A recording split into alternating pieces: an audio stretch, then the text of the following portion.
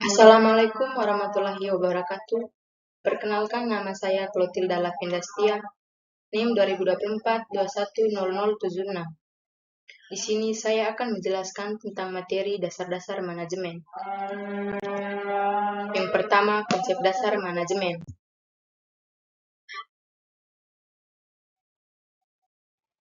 Di sini saya akan menjelaskan pengertian manajemen secara etimologi dan secara terminologi. Secara etimologi, yaitu pemaknaan kata sesungguhnya atau kata dasar, contohnya rumah dan sawah. Kemudian secara terminologi, yaitu pemaknaan kata yang sudah mengalami pergeseran, contohnya perumahan dan persawahan. Kemudian manajemen secara etimologi, yang berasal dari bahasa Latin, yaitu manus yang berarti tangan, dan egri yang berarti melakukan. Kemudian manajemen secara terminologi, yang berasal dari bahasa Latin, yaitu manajer atau menangani, yang berasal dari bahasa Prancis, manajemen, yang berarti mengatur, dan yang berasal dari bahasa Indonesia, yaitu manajemen yang berarti mengelola.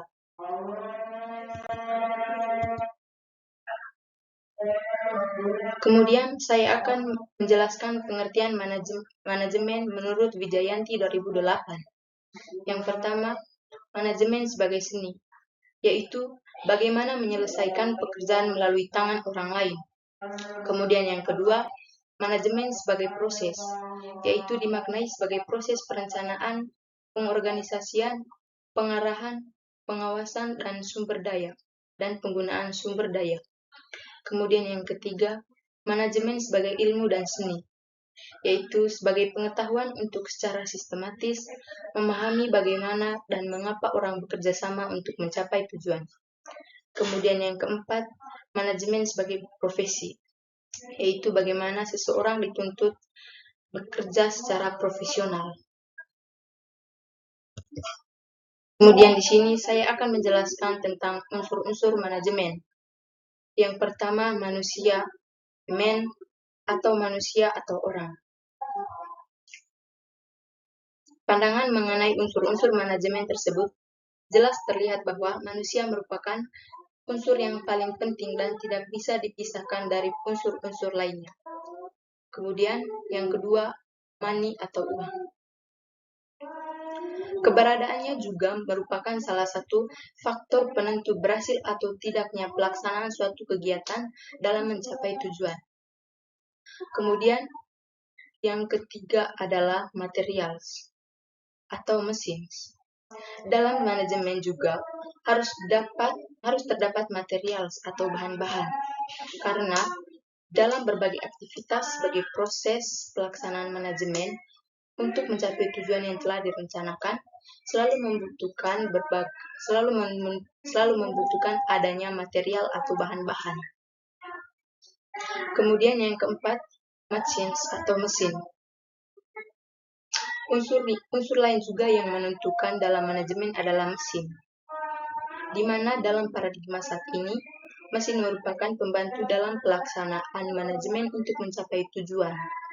Kemudian yang kelima, methods atau metode atau cara, yaitu dalam pelaksanaan berbagai kegiatan mencapai tujuan, manusia dihadapkan dengan berbagai alternatif yang harus dipilih salah satunya. Sehingga dengan pemilihan metode atau cara, kegiatan yang baik dan alternatif dari berbagai alternatif yang ada, pelaksanaan manajemen dalam mencapai tujuan akan berjalan secara tepat dan berhasil guna. Kemudian di sini saya akan menjelaskan tentang piramida kekuasaan. Yang pertama, top management atau manajemen tingkat atas. Kemudian, middle management atau manajemen tingkat menengah. Kemudian, first line management atau manajemen tingkat bawah. Yang pertama, top management. Top management ini juga sering disebut sebagai top manager. Kemudian yang kedua, middle management, di mana Middle management ini juga sering disebut sebagai kepala bagian atau sebutan lain yang sejenis. Kemudian yang ketiga, first line. First line ini yaitu dikenal juga dengan sebutan manajemen tingkat operasional meliputi supervisor, mandor atau sebutan lain atau sejenisnya. Kemudian di sini saya akan menjelaskan keterampilan manajemen. Yang pertama, peran interpersonal, yaitu bagaimana manajer berhubungan dengan orang lain. Elemennya pemimpin, lambang, pemimpin perhubungan. Yang kedua, peran informasional, yaitu bagaimana manajer informasi, bagaimana manajer memperoleh informasi. Elemennya yang pertama pengawas, penyebar informasi, juru bicara. Kemudian yang ketiga, peran pengambilan keputusan, yaitu bagaimana manajer memanfaatkan informasi untuk pengambilan keputusan. Elemennya yang pertama, entrepreneur, penanganan kerusakan atau gangguan. Kemudian pengalokasian sumber daya, kemudian negosiator.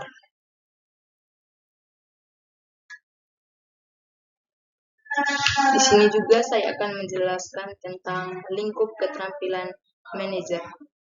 Yang pertama, manajer puncak, yaitu terdapat konseptual, kemudian manajer menengah, yaitu terdapat human atau manusia, dan manajer tingkat rendah, yaitu teknikal. Jadi, manajer puncak atau keterampilan konseptual yaitu merupakan keterampilan seseorang dalam menelurkan ide atau gagasan dan membuat konsep dari kemajuan organisasi. Kemudian manajer menengah atau human, yaitu keterampilan ini merupakan keterampilan seorang manajer atau pimpinan dalam berkomunikasi dan menjalin hubungan kerja dengan berbagai pihak. Kemudian manajer tingkat rendah yaitu keterampilan technical skill, yaitu merupakan keterampilan untuk menjalankan suatu pekerjaan tertentu yang bersifat teknis, misalnya memperbaiki mesin, membuat kursi, merangkai bunga, mengantarkan surat, dan lain sebagainya. Kemudian di sini saya akan menjelaskan tentang komposisi keterampilan manajer. Yang pertama, conceptual skills, yaitu keterampilan ini merupakan keterampilan seorang manajer, yaitu tadi yang dalam menelurkan ide. Kemudian human skills, yaitu keterampilan dalam berkomunikasi dan menjalin hubungan kerja dengan berbagai pihak. Dan kemudian technical skill, yaitu keterampilan untuk menjalankan suatu pekerjaan tertentu yang bersifat teknis.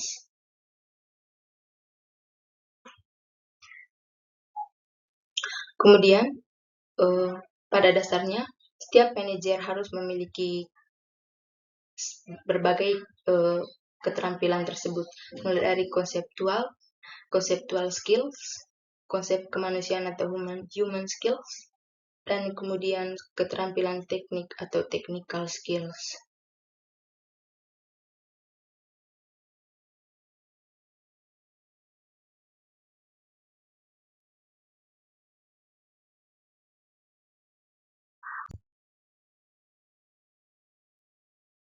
Terima kasih untuk kesempatannya. Salam sejahtera untuk kita semua. Om Swastiastu, Namo Buddhaya. Terima kasih.